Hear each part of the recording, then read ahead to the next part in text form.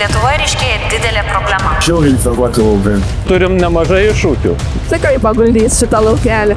Neaišku, purkšt, nepurkšt. Lyg tai žinai, bet nelabai žinai. Mokslinio padalinio komandos surinktus duomenis analizuoja, apibendrina ir labiausiai pasiteisinusias augalų auginimo rekomendacijas pateikia žemdirbiams. Mes kiekvieni metai važiuojam ypač į agrokoncerno lauko dieną. Labai džiaugiamės, labai šauni komanda.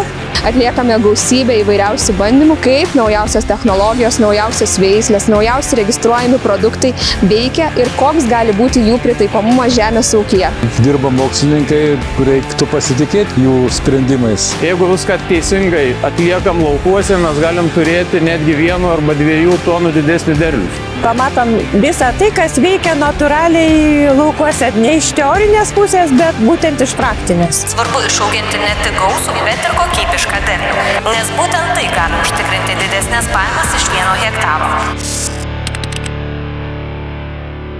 Suvilioja.